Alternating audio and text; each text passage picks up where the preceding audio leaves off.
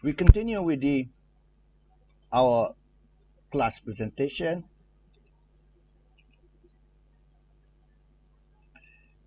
This is here we're talking about international trade, part of the international business, the trend. We're discussing now the trend, and one indicator that a country is dependent on the external sector, which is external sector can be at least two. When we say external sector, two at least. Number one, international trade. Number two, international finance, finance and investment. Trade and investment, two types under the external sector. The first one, international trade, we have export, import, and another one, re-export. So we have three: export, import, re-export. Means that imports coming and export out again. Import and export. That's re-export. And that kind of activity we call it entrepot.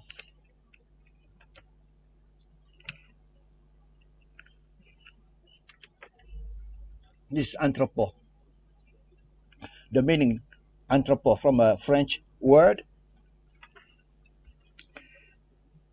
which is usually a place, and that activity, a place, a port, city, or other and center which goods are brought in for imports and export, and for collection and distribution. Hong Kong is one of them. Singapore, one of them. Singapore, because of the port facility, because of the location of Singapore. Hong Kong, on the other hand, was the back door to China, back door to mainland China during the blockade, embargo, the blockade by United States. Before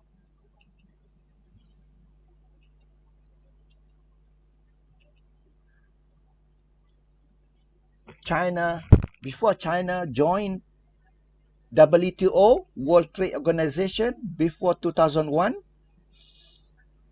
and slightly before that again, maybe, but officially China joined WTO in 2001. Few years earlier, already opening up by United States. But we can say safely, before 2001,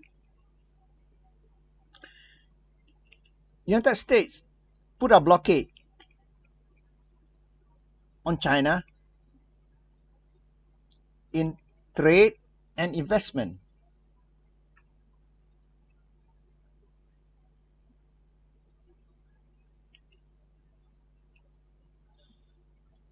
And as a result, Hong Kong became the back door, back door, kitchen door, back door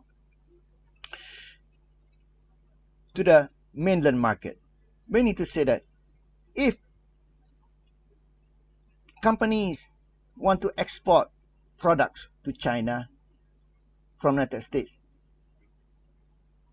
they could not export directly to China mainland, but they exported to Hong Kong, and from Hong Kong could go to the mainland. And also investment. Americans could not invest in China directly, so they invested through Hong Kong. Hong Kong at that time was under the British before it was returned back to China in 1997, returned back to China. Before that, it was under the British. So as a result, Hong Kong became a financial center and also a very important entrepot. We saw this entrepot, a port city, play that role of imports coming and going out.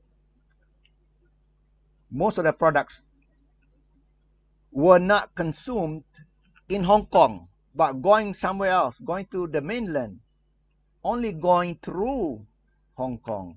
So that is a entrepot. Hong Kong was an entrepot. Singapore was and still is entrepot because of the locational advantage, which is natural, locational advantage.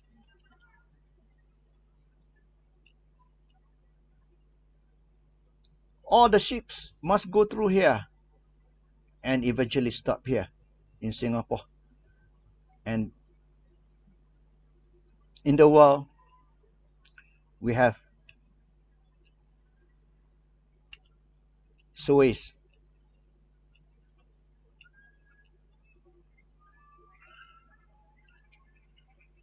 Canal.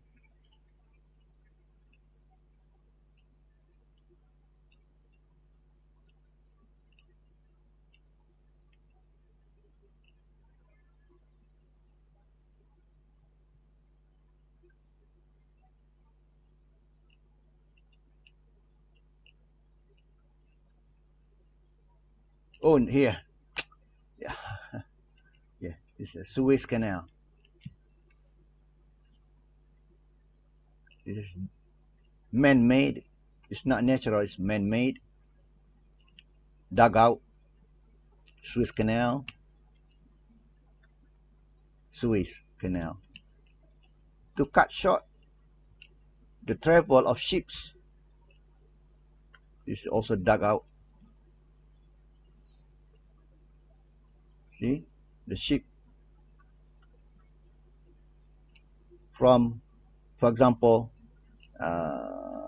from the UK going through here and Suez Canal.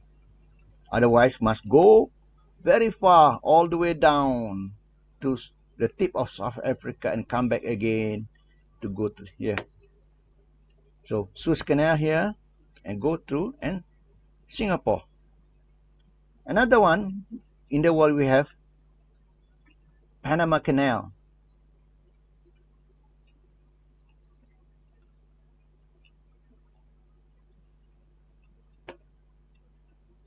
Yes, this is Panama Canal. This is not natural, man-made, to cut short the travel. Otherwise, without this Panama Canal,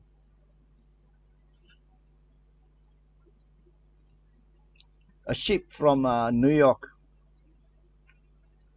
must go all the way down,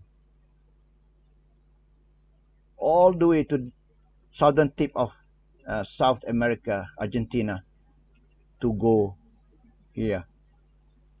Now, very short to the Panama Canal to go to East Asia.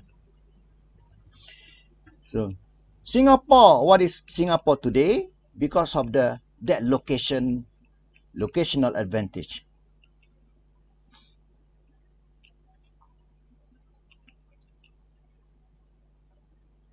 All the ships must go through here.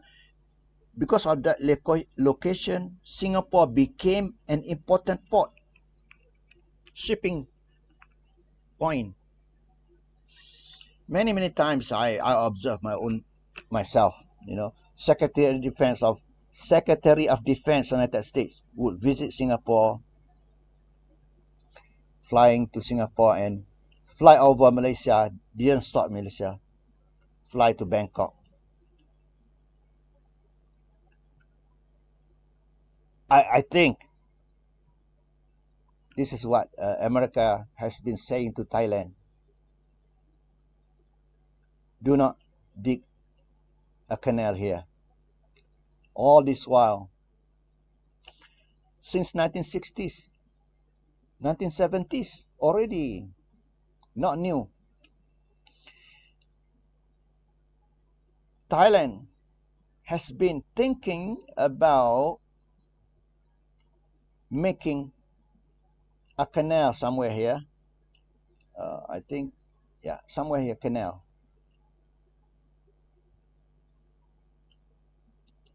If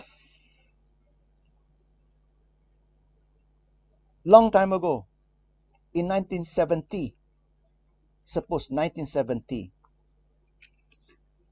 Thailand dig a canal here, today Singapore would be nothing. Singapore, what is Singapore today? Because of the shipping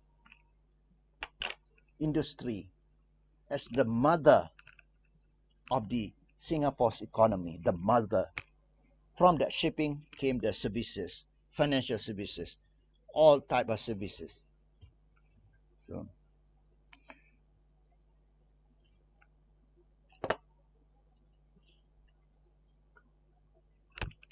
So I've just finished explaining to you what is the third type of international trade. Number one is export, import. Number three is entrepot or re-export. As a result, Malaysia, this is I want to finish up with the role of Singapore. Malaysia's number one and number two trading partner in 1980s, in early 1990s, long time ago, USA and Singapore. Many times, USA number one, Singapore number two. Singapore number one, USA number two, like that. But the two countries, that was at that time, 80s, 90s. Today, Malaysia's trading partner is China and Singapore. Always Singapore first, China second. China first, Singapore second, like that nowadays. But I want to focus on Singapore. Do you think that trade partner products from Malaysia exported to Singapore, only 6 million people in Singapore, do you think that all those products from Malaysia are consumed in Singapore? No. Malaysia's products only going through Singapore, but it is already recorded as export to Singapore. That's why Malaysia's major export destination location, major export destination is Singapore. But the products are not consumed in Singapore, only going through Singapore because of port of Singapore. Once you're in Singapore port, you will be fast. Will be anywhere in the world fast because of the network of shipping network in Singapore. So that's the role of Singapore as an entrepot. Whether this entrepot, the definition of entrepot, whether the product just going through, like Malaysia's product to Singapore, going through, or some processing already done, that's another story.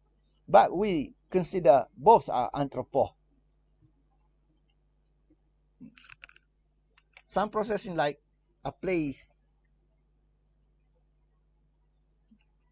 a port,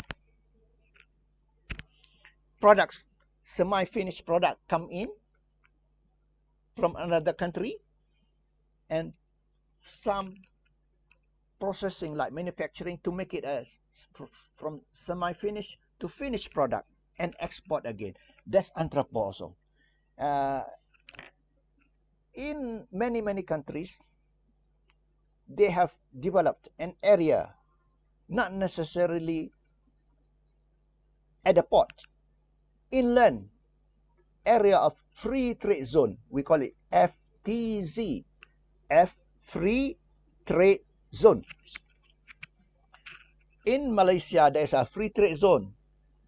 In Petaling Jaya is not by the sea, it's inland.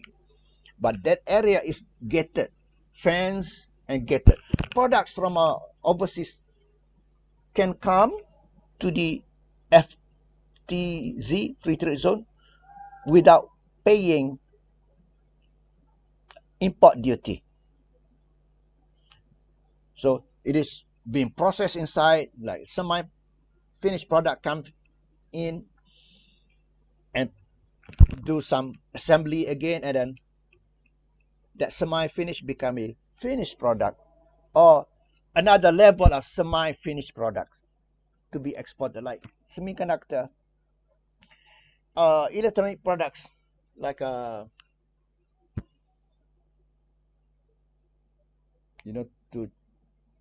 once you have a phone, your battery almost finished. Power bank, yes, power bank, DW power bank.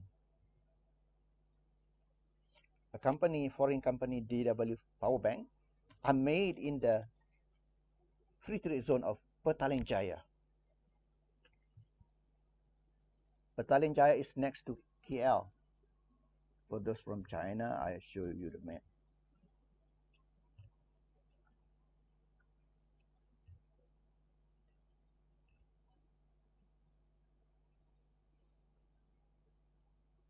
Here, Petaling Jaya. Just outside, this is KL. This is Kuala Lumpur city boundary. Petaling Jaya is in Selangor. Here, somewhere here, free trade zone. There's also free trade zone in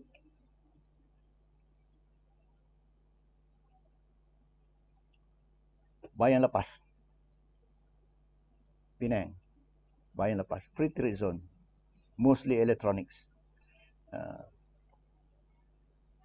Here, mostly electronic as well, because Malaysia's main export is semiconductor for the manufacturing, besides palm oil and natural gas.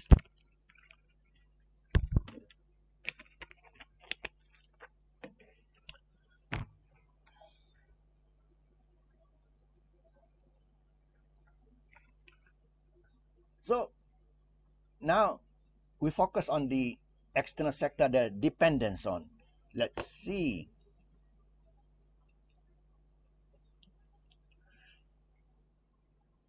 Malaysia's total trade to GDP. Look at this.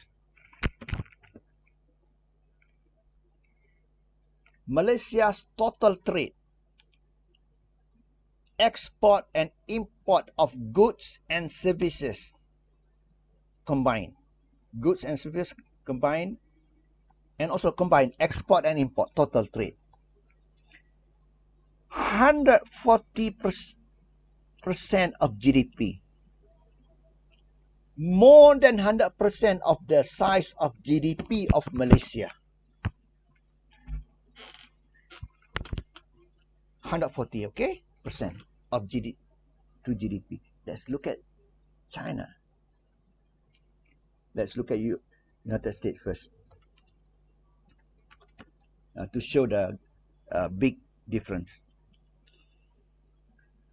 United States, only 25% total trade of United States to GDP of United States, 25% only.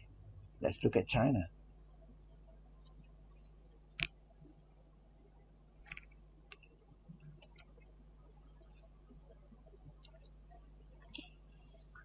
%38. Malaysia, 140. Let's look at Korea.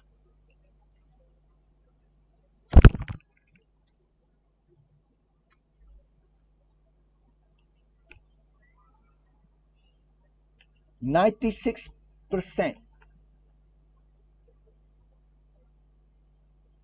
Let's look at Canada. I want to prove something. The dependence, is it because of the size of geography or because of the size of the economy? Canada 67. Let's look at this. Canada is the second largest country in the world after Russia in terms of size, the area size. Canada, second only. But the trade to GDP ratio is only 67%. US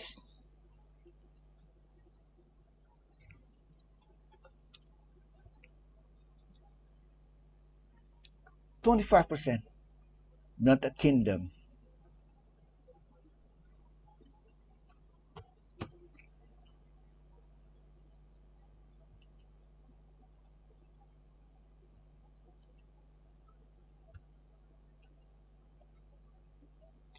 68%,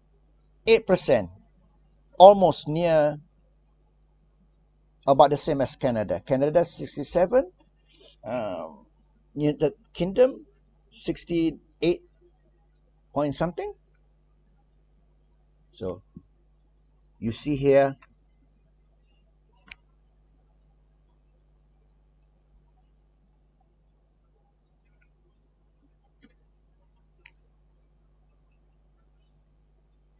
China 25,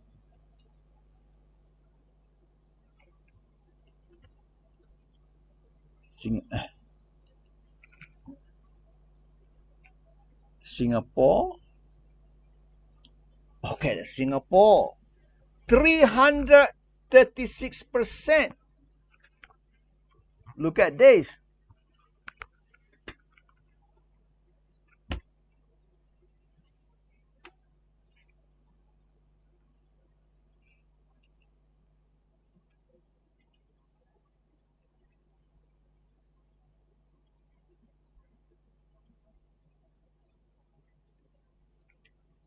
Okay.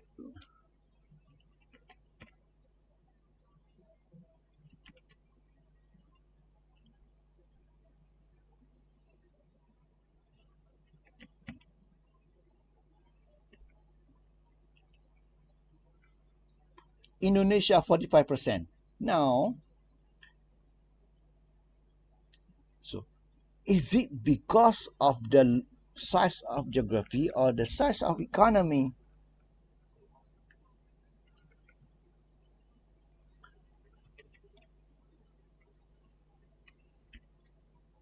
GDP.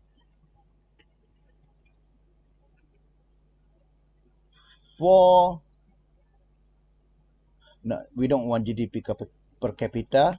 We want GDP size.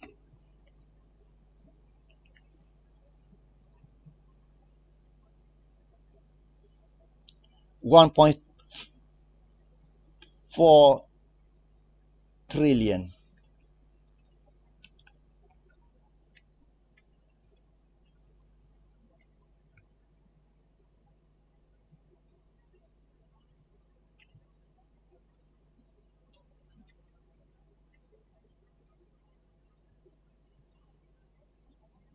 GDP Malaysia only 373 billion, not trillion. GDP Singapore, is it correct? 397. 397 only. GDP Malaysia 373, smaller than Singapore, but around about the same. GDP Indonesia 1.18 trillion. Trillion, not billion. Oh, that's a good here. Malaysia is only 3. Sorry, 337 billion. 373 billion. Thailand, 505 billion. Indonesia, trillion, not billion. The size. Of course, Malaysia GDP per capita. What is per capita? Divided by population. Malaysia's GDP per capita is higher than Thailand, higher than Indonesia. GDP Indonesia, GDP China, 17.73 trillion. GDP Canada, 1.98 trillion. GDP USA,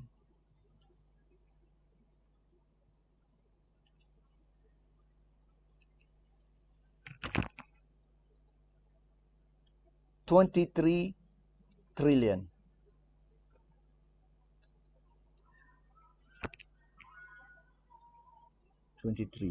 China, 17. Germany,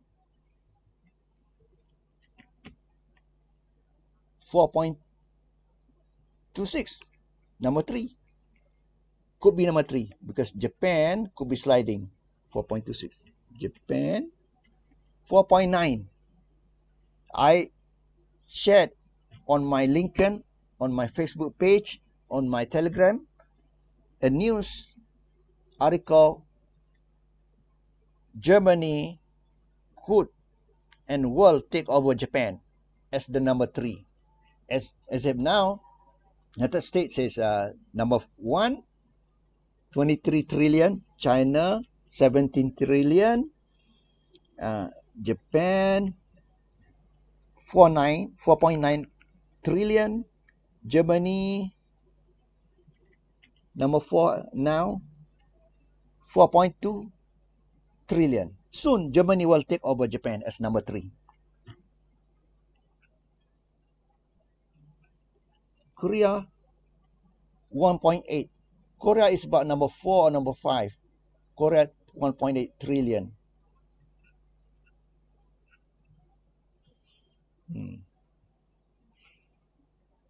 Malaysia, again, only billion. So, Malaysia, a small, open economy. Small means that the size of the GDP is small.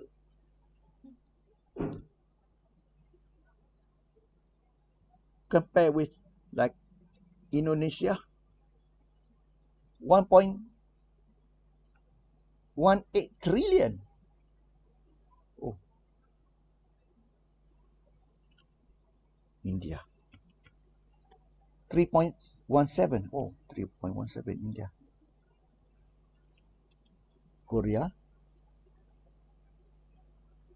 Oh, India is bigger, but per capita is so low because divided by population. So India is roughly less, lower income. Let's do that again. 3.176 India.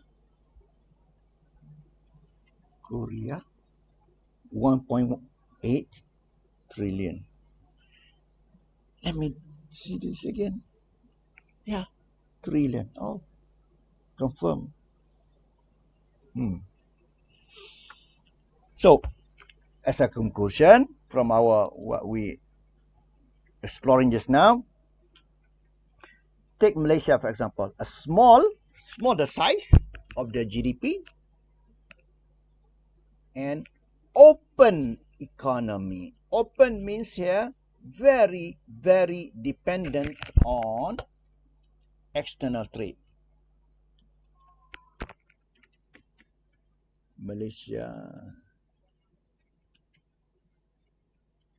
total trade to GDP. Look at 140% of GDP, total trade of Malaysia. Very, very dependent on international trade. So, Malaysia, small, open economy. So we prove, I've proven to you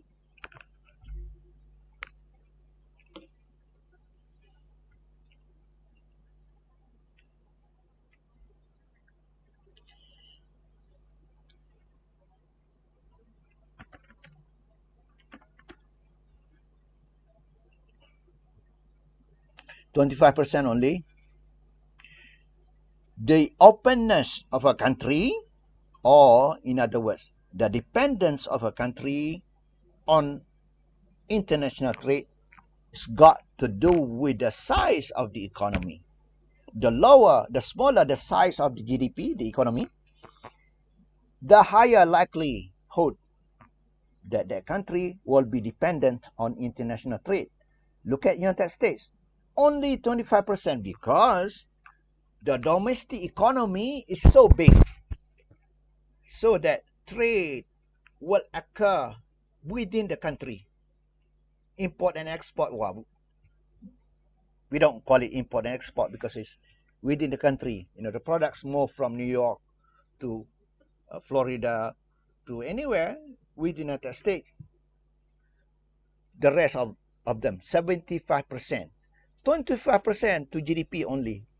You know, the international trade portion, international trade portion of that percentage to GDP. Canada,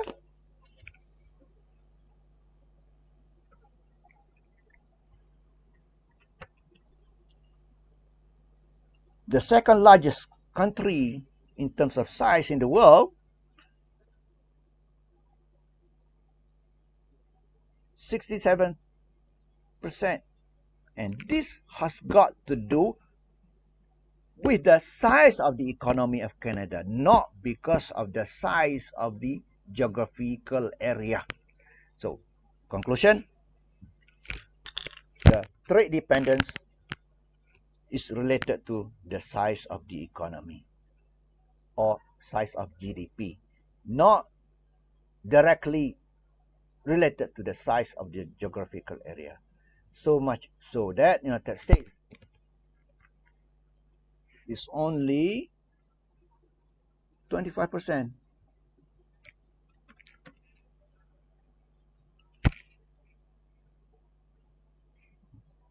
But it doesn't mean that the absolute number is small. United States total trade, the second largest trading nation behind China, with over 7 trillion. Very big, even though 25%, but very big, the absolute number, 7 trillion total trade. China's total trade.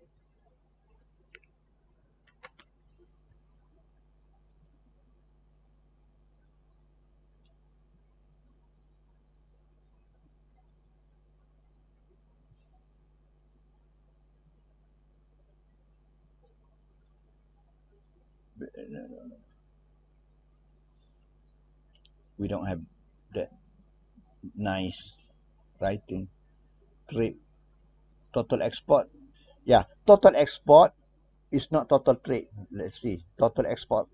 Export only. We want export and import because we want to compare, you know, the same. You cannot compare apple and orange. Okay, here. Total export. FOB, CIF. Free on board without insurance. Many countries in the world will use CIF. When you import a product, cost of the C is cost of the product. I is insurance. F is the freight, that you pay for the ship, the freight. CIF. This is usually practiced in other countries than United States. United States always practice FOB, free on board, meaning the amount is only the product itself, not yet included insurance, not yet included the the payment for the ships.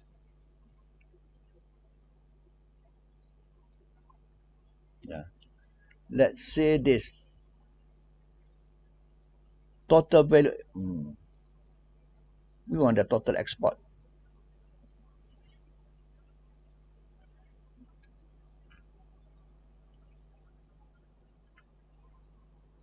We don't have that.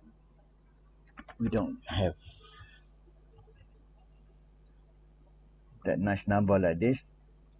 Second largest trading partner behind only China with over 7 trillion. We don't know the number. We don't have this nice. I don't want to spend time to search. So $7 trillion is the total trade of United States. It's not small, even though 25% only percentage to GDP, but the absolute number is big, 7 trillion. China, number one trading nation. If 7 trillion, maybe 8 trillion, say China. I don't want to spend time to search. Malaysia,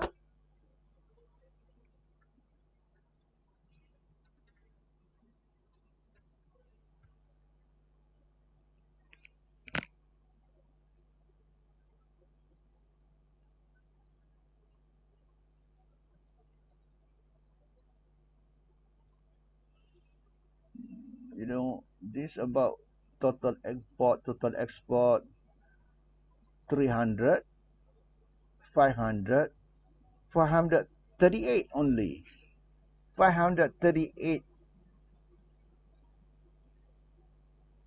is thousand, thousand, million only. 538 million only.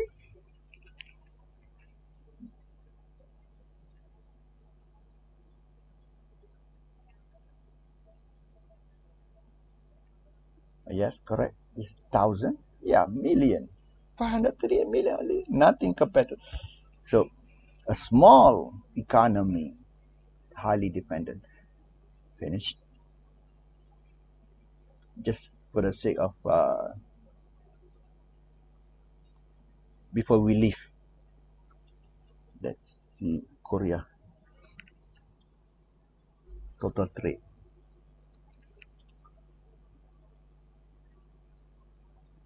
Export total billion.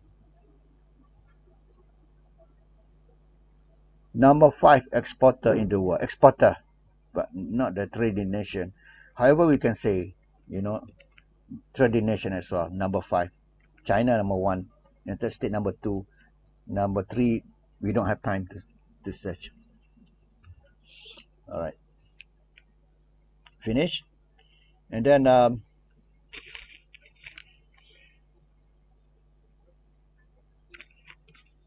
we move on. I think we take a break for 2 minutes only or 3 minutes. You can absorb everything at one time. What time is it?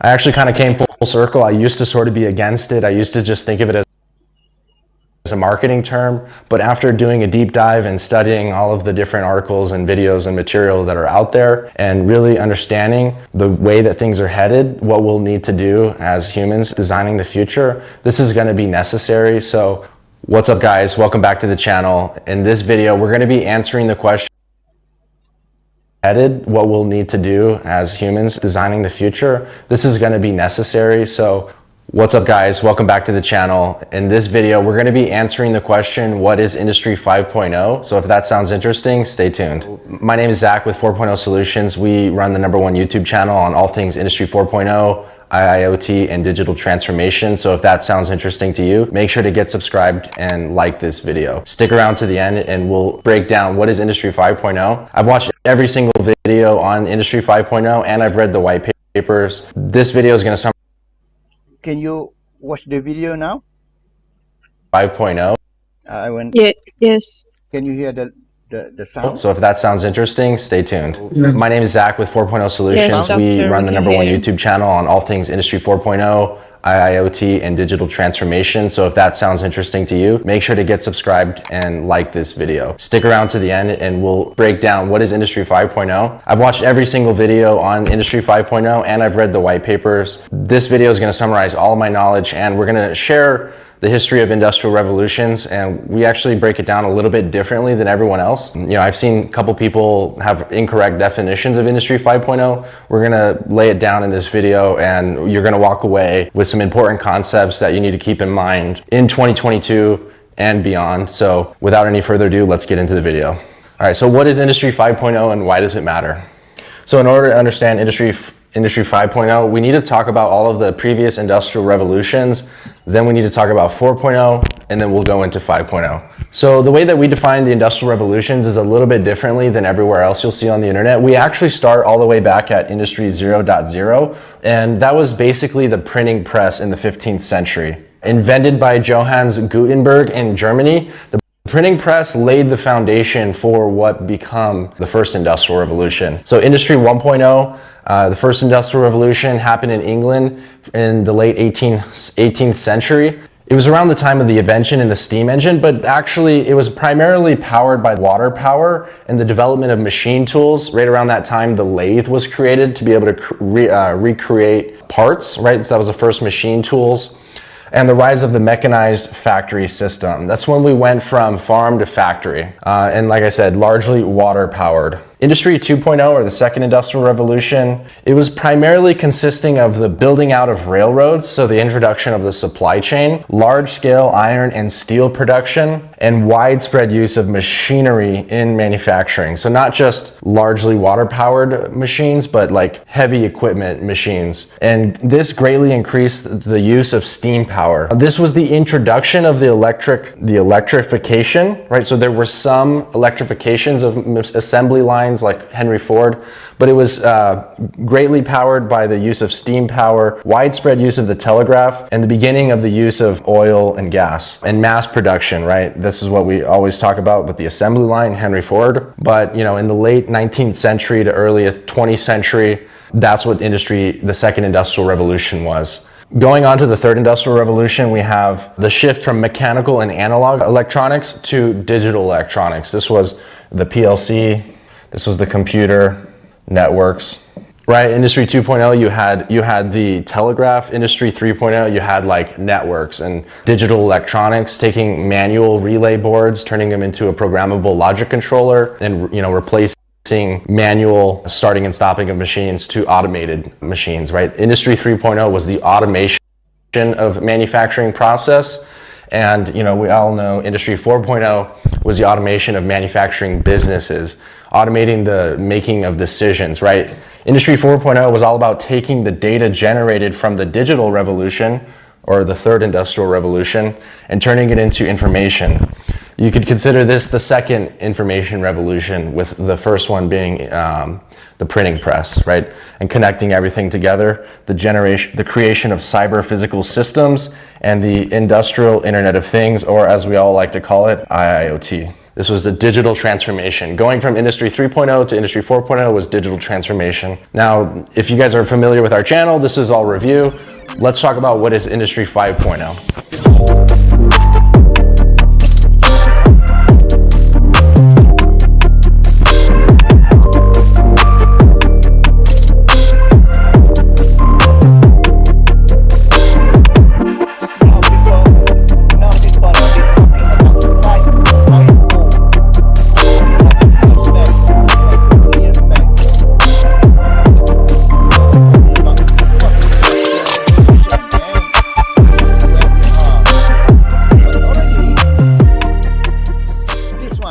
So Industry 5.0 is human-centric design that's all about putting the human first, right? For industry and society. It has an emphasis on environmental and social sustainability. That is key, right? So one of the criticisms of Industry 4.0, which is actually a little bit of a misnomer, was that it was all about creating profits, right? Automating machines and taking people out of the equation and creating massive, massive profits for large organizations, large manufacturers.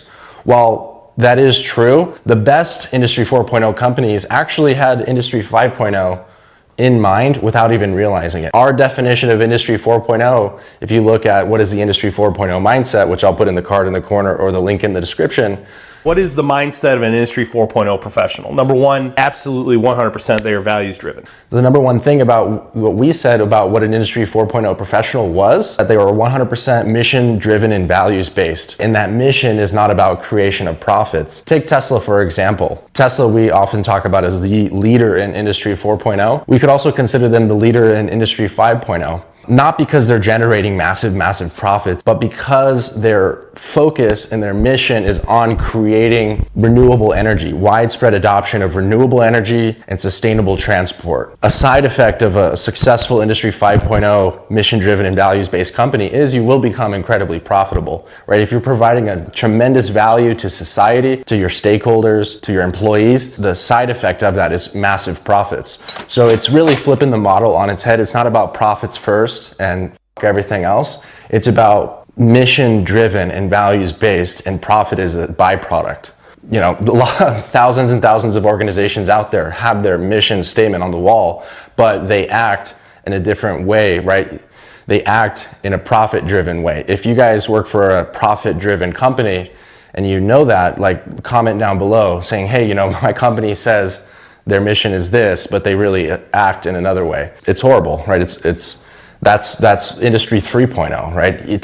To be a successful Industry 4.0 company, you actually need to lead with an Industry 5.0 mindset. And then it's also including the widespread use of the metaverse. A couple of years ago, if you asked what is the Industry 5.0, people would have said, oh, AR, VR. Well, now we're actually really getting to see that come to play with the metaverse, and, you know, built on blockchain and augmented and virtual reality technologies are really becoming mainstream. The metaverse is introducing a whole new economy, and it's built on humans. There's going to be jobs that are created in the metaverse. There's real estate already going in the metaverse, right? So you have people, designers and creators. And the best part about the metaverse is it puts the power back in the people's hands through the blockchain. It's a distributed ownership. Old companies that you post on social media and they owned that assets, they were creating massive profits for themselves. The new wave of social connectivity is going to be putting the ownership back in the people's hands. When you create a social post, you will own that and the IP to it and the benefits of that social post. Same thing with NFTs, right? When you create an NFT, you are putting that out onto the blockchain that you own that asset. If you're uploading it to some other, like Facebook, they own that. But if you're using a distributed technology in the metaverse, it's putting the power back in the people's hands and distributing the power and the wealth.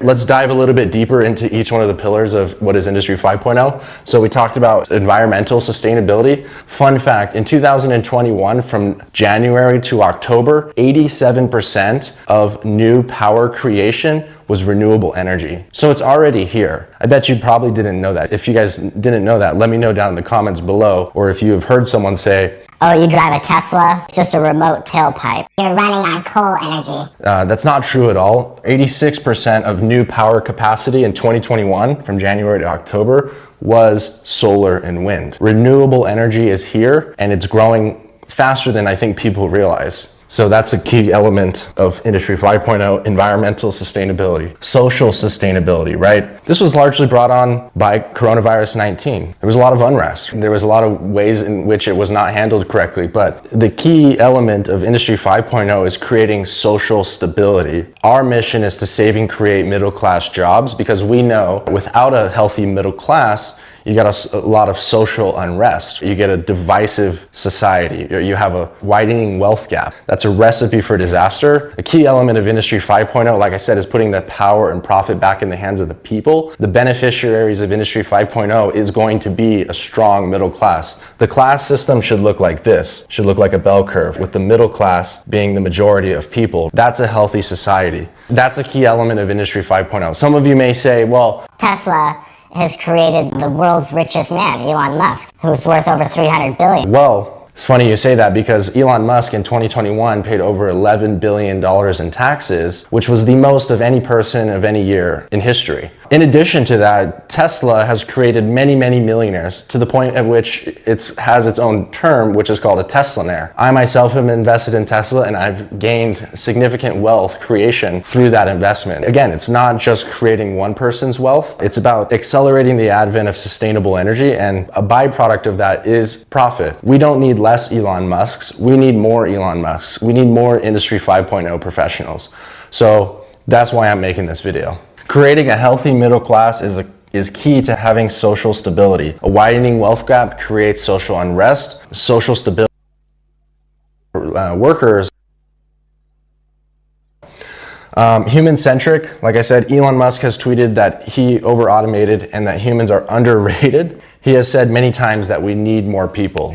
Human-centric. Humans are at the center of Industry 5.0. They were an important element of Industry 4.0. We often talk about the industrial Internet of Things being the connection of people, hardware, and software, all connected into a unified namespace. Industry 5.0, people are at the center of that unified namespace. And last but not least, the metaverse. And the metaverse is inherently sustainable by design. There truly is a finite amount of land, and there's a finite amount of resources for us to build new buildings and new open spaces. But the metaverse has a nearly unlimited amount of virtual servers, virtual metaverses, and virtual reality spaces to connect people, to create new ecosystems. Virtual manufacturing is going to become a thing. The metaverse, virtual reality, augmented reality is going to be a huge component of Industry 5.0. And again, putting the emphasis back on the people, allowing them to be human, allowing them to be creative, and that's powered by the metaverse. All right, so a key element of environmental sustainability is circular manufacturing. What is circular manufacturing? So manufacturing starts with the collection of the raw materials that goes into the design of new products, into the manufacturing, taking the raw materials, designing them, manufacturing smart products. Industry 4.0, we're always talking about making smart products that get better after you buy them. In this example, we'll use a Tesla. Once the Tesla has reached its end of life, we're going to go ahead and recycle the raw materials that were used in the production of that Tesla. Think of all of the batteries as a virtual mine. How many batteries do you have in old cell phones or old laptops that are tucked away in a box in your closet? Circular manufacturing is taking those old products or end-of-life Teslas and mining the materials out of those old products, creating that closed loop manufacturing process. Once you recycle the products, you take the raw materials and you make new products. Think about it, with a finite amount of resources like cobalt or lithium, we could create new Teslas indefinitely because you can continue to reuse them, right? So there's a finite amount of Teslas available or power packs available at one time, but once the old ones die, rather than stuffing them in landmines, we're going to recycle the materials and mine them to create new batteries, to create new electric vehicles. All right, so in summation, what is Industry 5.0? What are the key elements of Industry 5.0? Number one, 100% of companies are mission-driven and values-based, and that mission and value is not profit. Profit is a byproduct. And number two, Industry 4.0 introduced a lot of new robotics and automation. Industry 5.0, robotics and automation complement humans, but do not overtake them. This is at the forefront of our design, right? Humans create the future. Rather than reacting to the future, we're going to be thoughtfully designing and creating new plants and new factories with robots being complementary to humans, not overtaking them. Elon Musk made that mistake before, he's not going to make it again. Environmental, political, and social sustainability is at the forefront of design and creation of companies and organizations. There's social organizations, there's mission-driven and values-based organizations. Tesla, again, we might as well refer to them as the leading example of Industry 5.0. Their mission is to create environmental sustainability with renewable energies. Renewable energies are here. Last year, 87% of new power generation was renewable energy. That's why we're talking about this now. It's really important. All right, humans are working more creative jobs and less monotonous and dangerous jobs. This was, a key element of Industry 4.0. It's continued to be a key element of Industry 5.0, and it ties into the metaverse and new jobs that are created. Humans are working fewer hours and may not need to work at all. Elon Musk talked about universal basic income. I'm not going to get into that in this video, but one of the videos said that a 3-day work week is going to be kind of the norm for Industry 5.0 society. The other days, you're not working at all. You're contributing to your society, you're contributing to your community, you're engaging with friends and family, you're being creative, you're doing maybe a side hustle, or you're working in the metaverse. Working less hours is going to be a thing, not working more hours. And there may become a point where some people may not need to work at all with the need for universal basic income. All right, so virtual reality technology will create a new economy in the metaverse. Virtual reality is a key component of Industry 5.0. It's inherently sustainable by design, and it puts the power back in the hands of the people to be able to travel wherever they want, be able to connect with whoever they want. The creativity and capabilities of the metaverse are almost unlimited. So that really allows humans to be who they want to be in the metaverse and in the real world too. And last but not least, this is powered by the widespread implementation of Industry 4.0 manufacturing. Without a successful rollout of Industry 4.0, we can't actually achieve Industry 5.0. We can't just say, hey, we want to be socially and economically stable without putting in the groundwork to make that possible. The way that we're going to be able to create this abundance of wealth and abundance of resources is through the successful rollout of Industry 4.0. Like we said all the time, one of the reasons Tesla is so profitable is because of their execution of the fourth industrial revolution. Really, their goal is to get to the fifth industrial revolution. We're living in this now. This is the fifth industrial revolution. We may not change the channel name. We're still going to be 4.0 Solutions because, like I said, without a successful rollout of Industry 4.0, you can't get to 5.0. So if you guys need help, if you're working at a manufacturer, you're working at a system integrator, we've created many products and programs that are linked down below to help you succeed in the fourth industrial revolution. We've long since incorporated Industry 5.0 concepts into our Industry 4.0 education. So Industry 5.0, it's here, it's happening now. If you guys like this video, make sure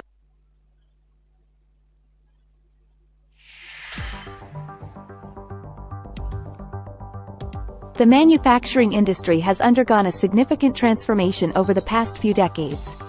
From the first industrial revolution in the late 18th century to the fourth industrial revolution that we are experiencing today, the industry has come a long way. In this video, we'll explore the evolution of industry from Industry 0.0 to Industry 4.0.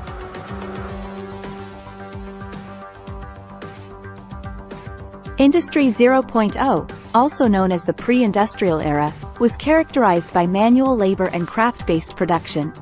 The introduction of steam engines in the late 18th century marked the beginning of the first industrial revolution.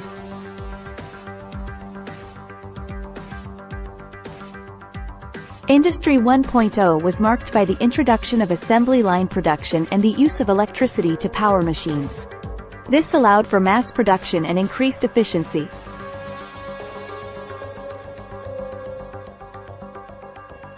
Industry 2.0, also known as the digital revolution, saw the introduction of computers and automation. This allowed for greater precision and accuracy in manufacturing processes.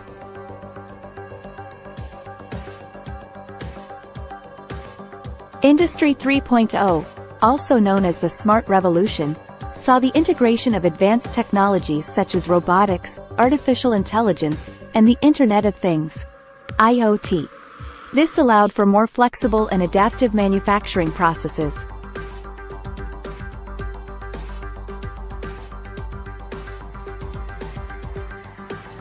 Finally, Industry 4.0, also known as the Fourth Industrial Revolution, is characterized by the integration of digital technologies with physical production processes. This includes the use of virtual and augmented reality, artificial intelligence, and big data analytics to optimize manufacturing processes and improve productivity.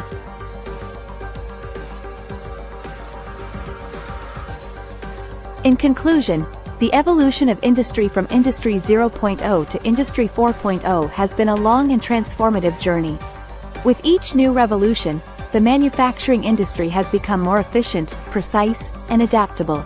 As we continue to push the boundaries of technology, we can only imagine what the future holds for the industry.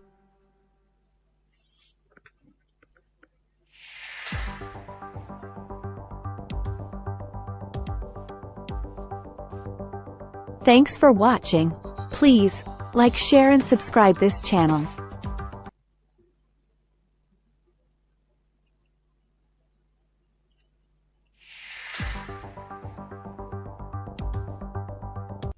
The manufacturing industry has undergone a significant transformation over the past few decades.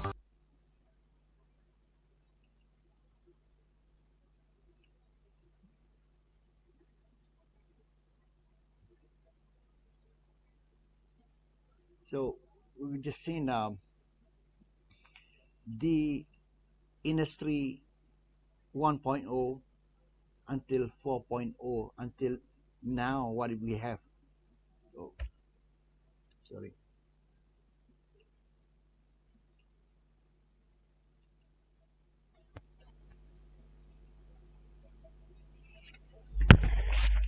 So we've seen just now the evolution of the fourth industrial revolution that we are today, from 1.0, 2.0, 3.0, and 4.0. So basically, the fourth industrial revolution is the robot was already there. Robot during the third industrial revolution. The CAD/CAM, computer assisted.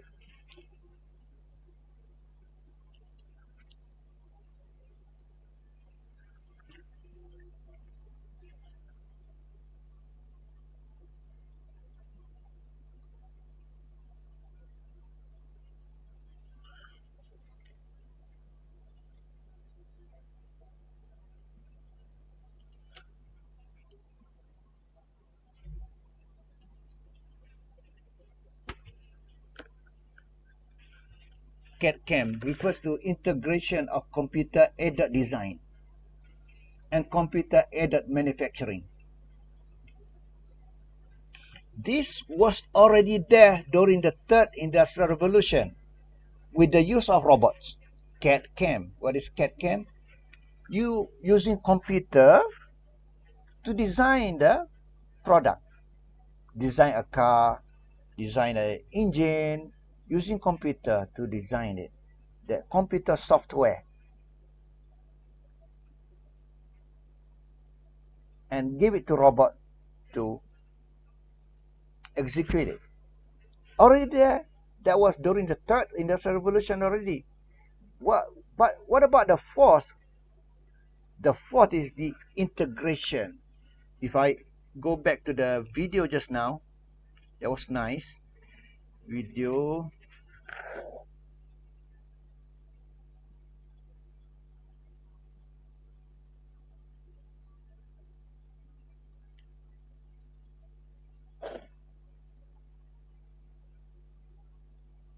What's it? Yes,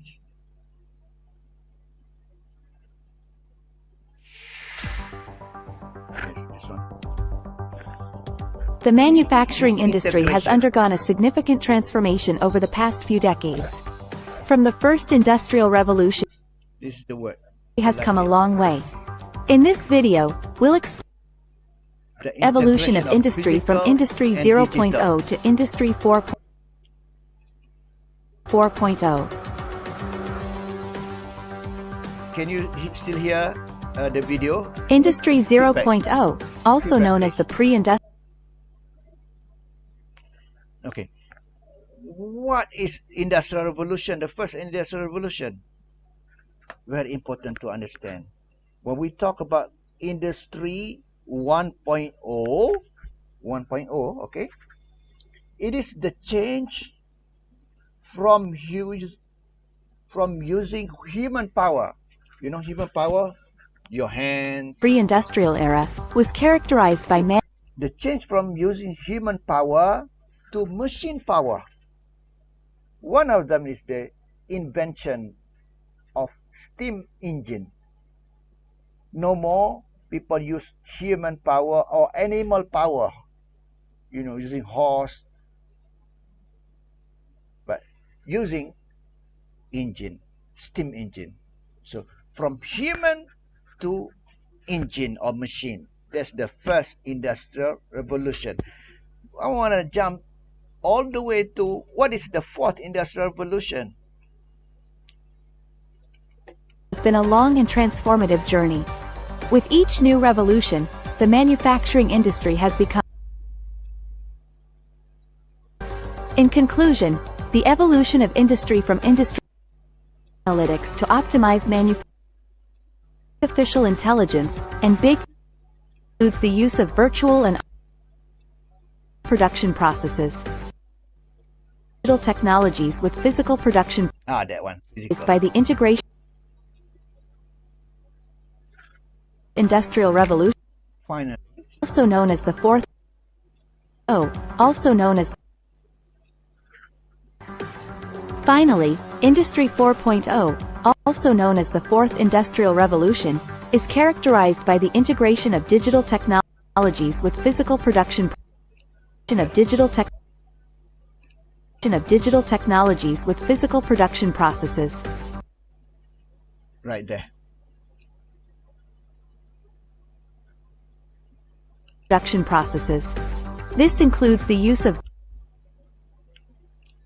digital technology is characterized by the integration of digital technology, the computer, the internet as well, the integration of digital technologies, many types, internet of course, software, algorithm, or everything, big data, with physical production, integration, the marriage, or putting together digital technology and physical production. Oh. No. With Panasonic ZI Inno, we can establish. I pushed the wrong button.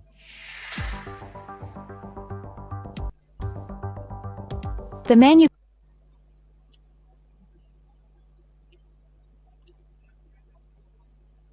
also known as the digital revolution processes is the smart revolution IoT. This allowed for more. Okay, I'm gonna compare my note with this. This is basically, we'll be talking about the industry. Okay, the word is industry 1.0, 2.0, 3.0. Look at what the description. 0.0 to Industry 4.0.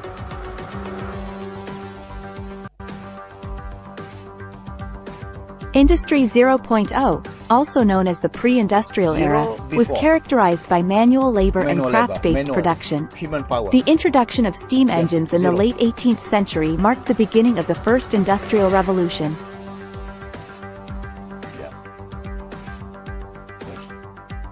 Industry 1.0 was marked by the introduction of assembly line production and the use of electricity to power machines. Okay. This allowed for mass production and increased efficiency. Compared to my note.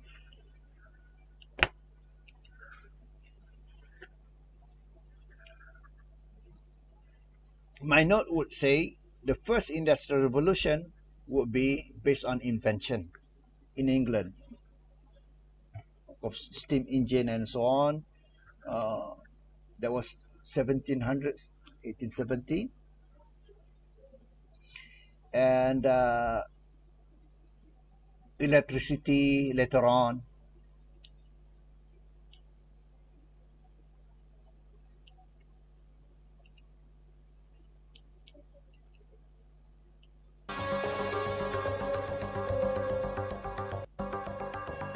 Industry 2.0, also known as the digital revolution, saw the introduction of computers and automation.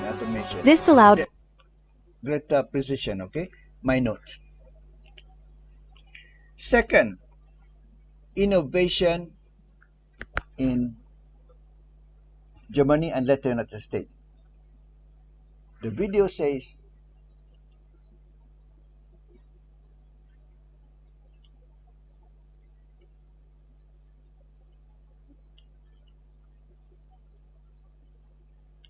and automation. This allowed for saw the introduction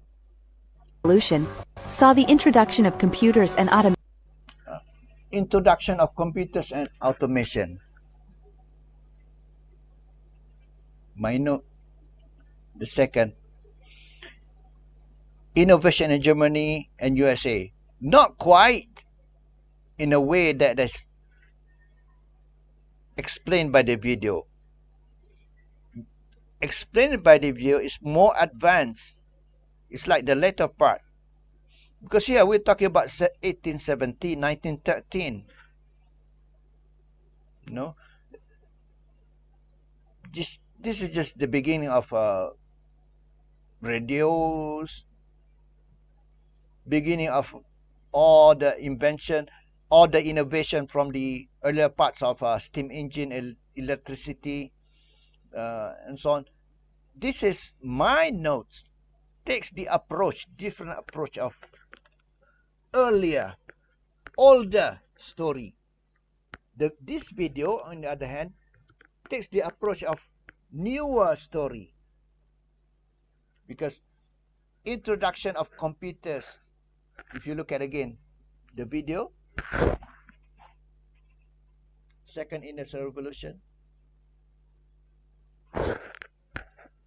saw the introduction of computers and automation. Look at, that's industry 2.0 according to the video. Computers and automation.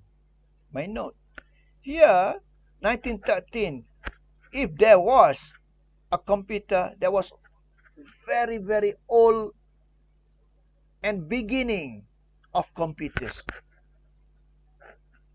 So, this, my note, is different. It's taking the approach of the earlier story, earlier part of the history. The innovation of machines, actually, the engines that happened in Germany. Once invented, we should not try to invent that again. We innovate, make improvement on that. And that improvement on the old technology, previous technology, happened in Germany and moved later to the United States because of the migration of the European to the USA. That innovation here referred to engines and the machines, not so much of the computer yet. See the difference between the video and my notes? Here, third industrial revolution, yes, in a way, the third industrial revolution, yes, computers there, 1913 to mid-1980s. Here, actually, in the third industrial revolution is the introduction of computers and automation. See the difference between the video? It says 2.0, already computer. Already. According to my note, not yet. Only the machines. Here, the third industrial revolution, yes, the computers, automation, the robot, everything here already. So let's move on. I'm pointing out the difference, okay? My notes and the video. Next, the third. digital revolution saw the introduction of computers and automation. This allowed for greater precision and accuracy in manufacturing processes.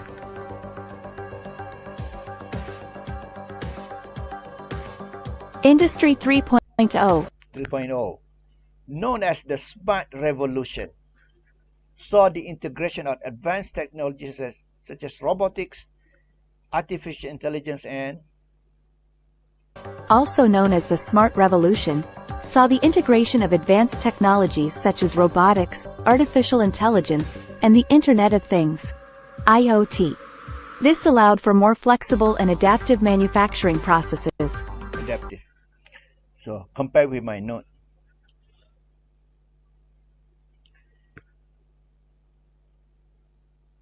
You will come here.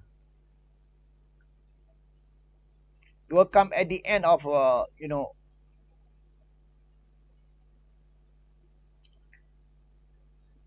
end of 1980s, and not mid, end of 1980s or in the 1990s. If I want to break the year, in 1990s, there was the smart thing. End of 1990s, I would say.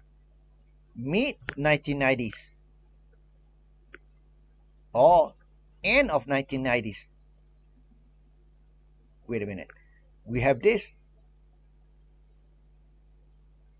In 1990s, there's internet. In mid 1980s, there's a PC. So I'm correct to say this mid 1990s. Because if you want to combine, so my story, I combine here from mid 1980s. Everything is the fourth industrial revolution that started since mid 1980s with what? The introduction of the personal computers. That was very important stage for what we have today, 4.0. So where's the video? It says happened in industry 3.0. 3.0 is here until mid 1990s. So it really depends on how you want to do the bracket of your years. Okay, so don't get confused the video and my notes. I want to maintain my note that the fourth industrial revolution, the beginning of it happened in mid 1980s. However, if you want to really say fourth industrial revolution, it is here after 1990s, after mid 1990s. Yes, that's fourth. Forget about, if I can bring this mid 80s, I can bring this the third industrial revolution 1913 until mid 1990s. I can change that. 1913 until mid 1990s. 1990s here. I can do that. Nothing wrong. So basically, there's nothing wrong with the years. That depends on where you want to focus on.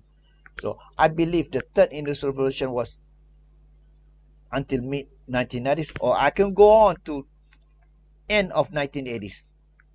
So beginning 1990s, especially mid 1990s, we had a fourth industrial revolution.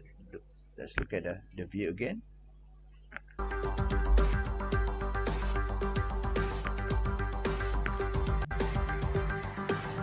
Finally, Industry 4.0, also known as the Fourth Industrial Revolution, is characterized by the integration of digital technologies. This is what we have here. Integration of digital technology. In the year 2000s. So I can rearrange my note. Everything I put here is the third until here. The third. And this is going to be the fourth. But I wanted to show to you that the fourth industrial revolution, the ingredient, the beginning, the initial stage started with the introduction of the PC. And with the PC, with robot, robotics. So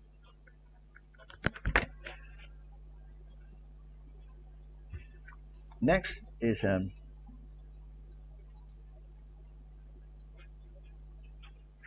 all what I discussed in the above is summarized in this table here. The first industrial revolution. Who are the key player? Scientists. Because based on trial and error, scientists did that. And he or she is also the owner of the enterprise. Scientist that becomes the owner. Based on trial and error, based on invention, invent the steam engine, invent the electricity, invent the whatever invention at the time, and small batch only, not many number of units of production. And based on product differentiation, my product is better than your product. Open, it is in the labs. The trial and error happen in the lab, strategic focus. Usually basement, the lab in England. Second in the survey, now the manager. Manager do not own the company, being paid salary. So based on innovation, where at headquarters, happen in Germany and USA. Competition is based on cost or price and product differentiation. My product is better than yours. The third industrial revolution is by the key player is salary engineers. They don't own the company, they are being paid the salary. They are the gatekeepers of foreign technology. Which technology is suitable, which technology to take is good. They are the gatekeeper. Not only that, they go out there to another country to find technology, to study, to learn, and bring back the technology. And also espionage. You know what espionage?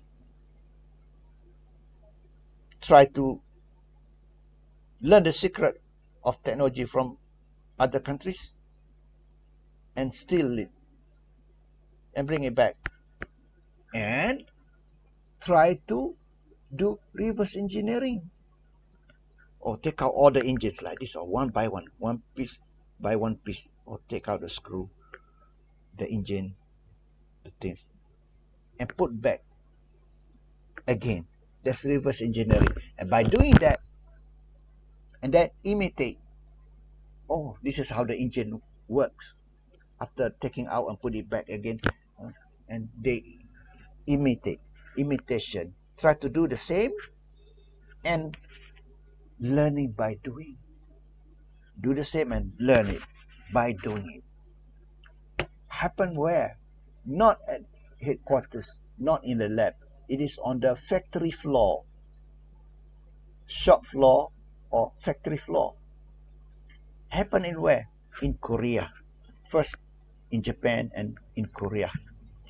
Korea learn the technology by learning by doing. The technology comes from the United States, from Germany, from Japan,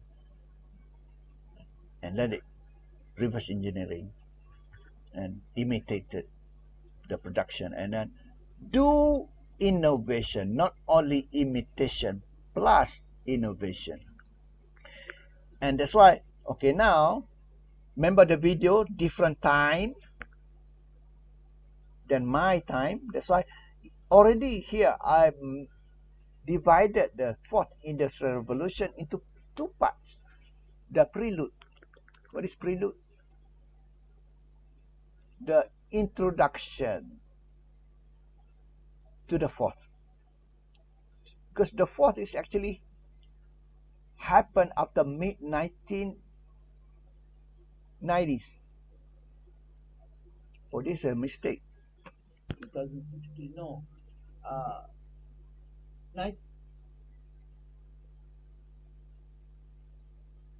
I wanted to say yes. After 1996, not 2016, no. That one. That's true. Because Here we're talking about machine learning. Yes, this is correct. This is new thing: machine learning, Internet of Things, artificial intelligence, virtual reality, augmented reality. This is from 2016. Yes, correct. This is a prelude. The prelude I was talking about, the digital ICT. It was the introduction of the PC in mid 1980s, and also with the introduction of the WWW with the internet that happened in mid 1990s. So this is the beginning prelude to the fourth what we have today. That's why my category is until mid 80s here. The third, the fourth began here. I divided into two parts for the fourth: the beginning and the now. Who? Programmers. Third, entrepreneur. Who? Programmers. Bill Gates turned entrepreneur with Microsoft. Megatrends, innovation, differentiated products and services, bundling the products and differentiation from other companies, and with the network effect. Happen where? In computer labs, in HQ in the USA. This what Bill Gates did.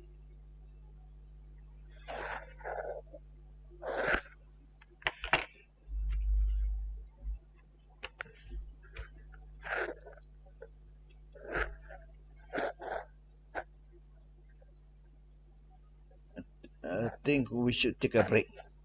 Okay, just take a break of 5 minutes.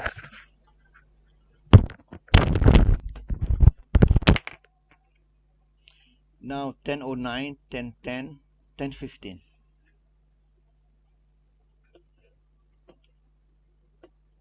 But I will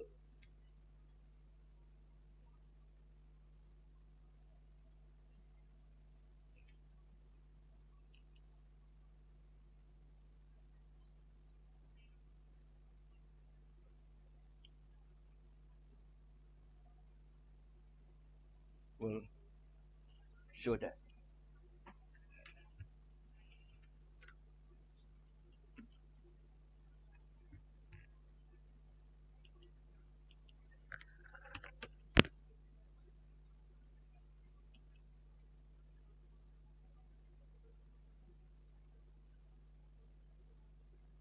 Yeah,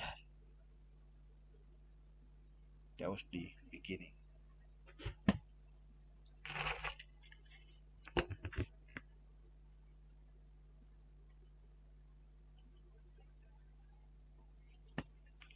So 10:15, 5 minutes break. I don't 5 minutes break. I don't think you can absorb everything. So we need a break for you to to absorb better.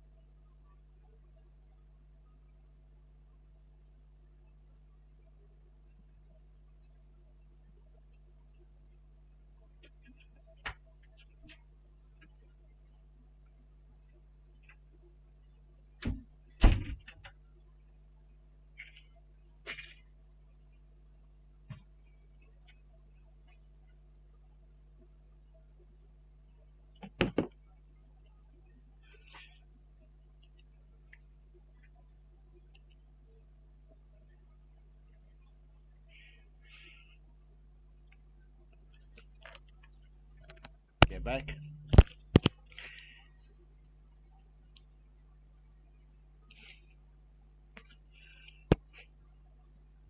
Okay, now the introduction of the PC was a very important phenomenon. If I want to say the one word that's important is the Industrial Revolution.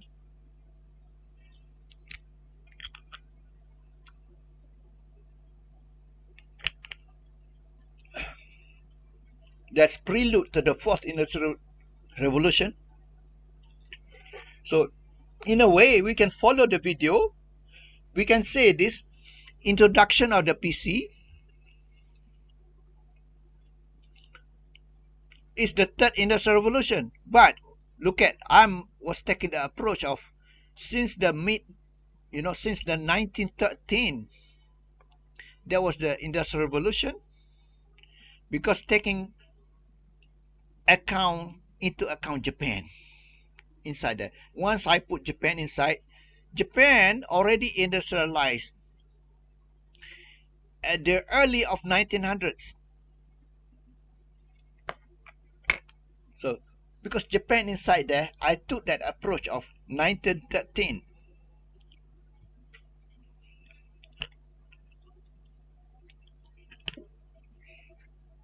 So PC is actually here in my category of Industrial Revolution. The prelude to the fourth, the introduction of the PC,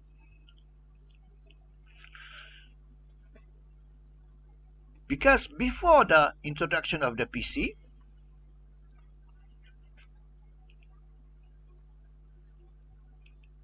or PC, yes, we were using the mainframe computer.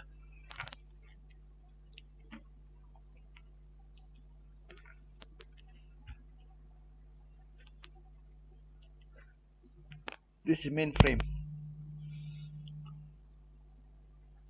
Can occupy the whole of my room, my office room. Look at this. Mainframe. Big.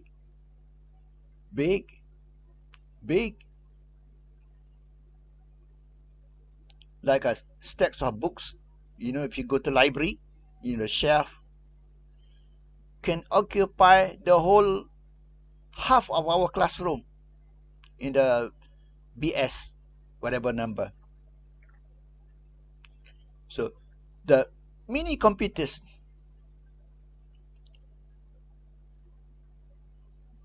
or microcomputers will be connected to the mainframe computers. That's how we work at the time.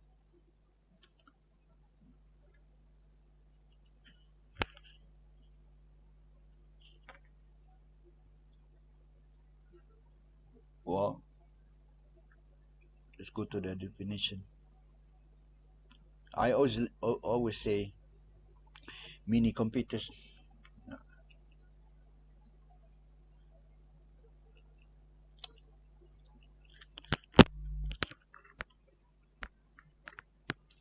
Are high performance computers with large amounts of memory and data processor that process billions of simple calculations. That was at the time using the mainframe computer. Large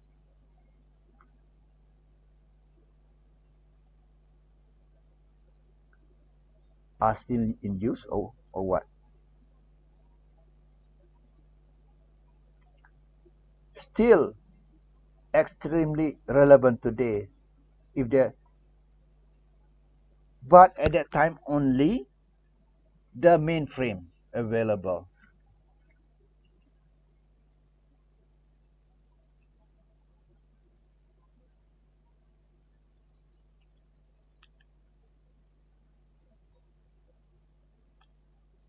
Who uses mainframe until today? Banking, all this.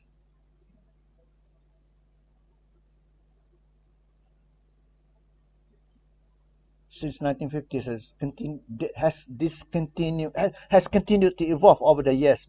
While many people believe that mainframe is dying, the truth is that it's actually evolving to meet the needs of modern technology. You need the size, everything.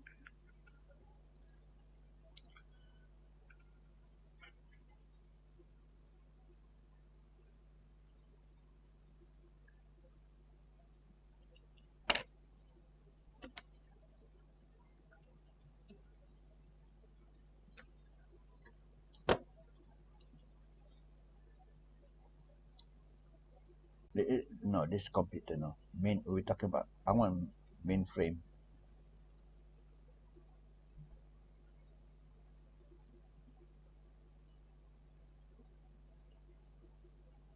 IBM, mainframe computers.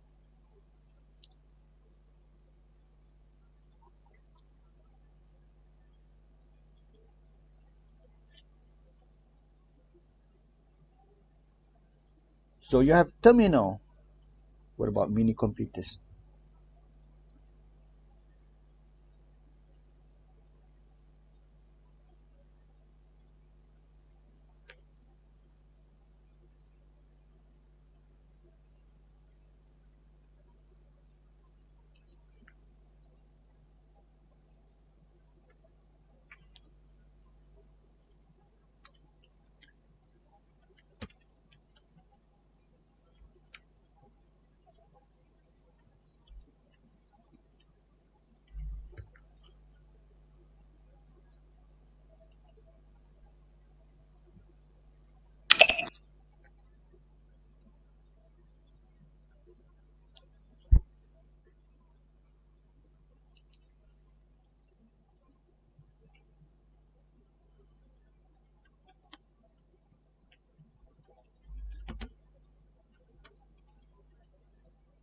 Through a network.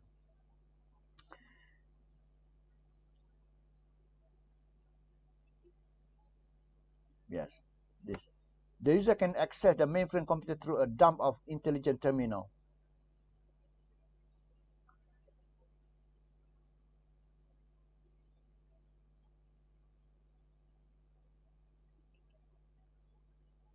Okay.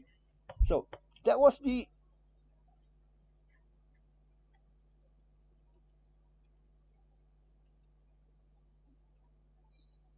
before the PC. This was the computer. I mean, this is new, still in use, because as we saw, just now banks need to have large storage of their own. A bank cannot store storage at another proprietary company like Google. No, their own server. Yes, server and supercomputer, mainframe computer, to facilitate the operations and the storage of information. You cannot store that at another provider, because it's very important. Government also, U.S. government, because of secrecy, to maintain, secrecy of the government data, or many governments in the world too. So, however,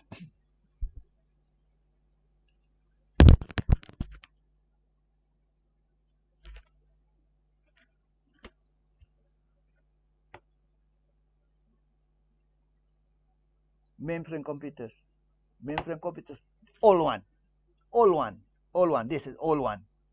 Oh, like this. This is the terminal here, mini, to the IBM mainframe. So this is before the introduction of the PC. So let's go to the PC. This is the PC was introduced to the market in mid 80s to the market. Although the PC could be earlier, but to the market, mass majority of people could buy it. Two types. One is the Apple.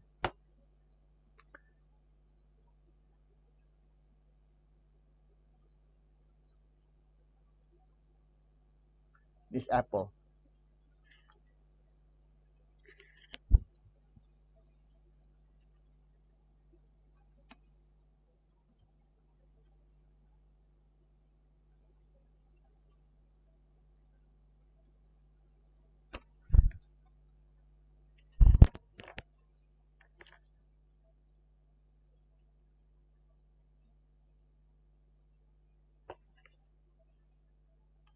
This is Apple computer.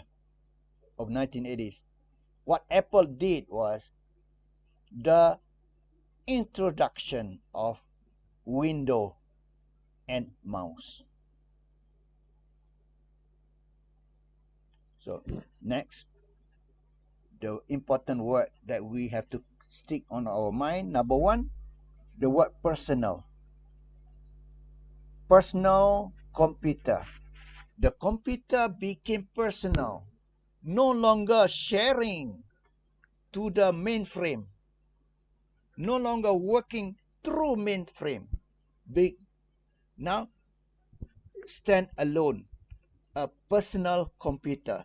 That was a very important phase in the digital revolution, the introduction of the personal computer. Second, introduction of window. Another word, important word, window. Apple, together with a mouse.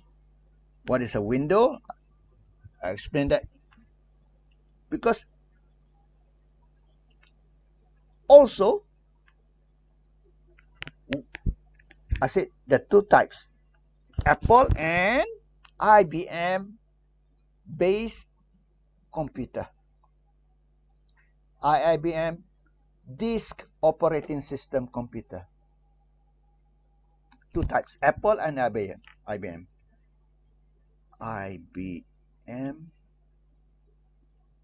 disk.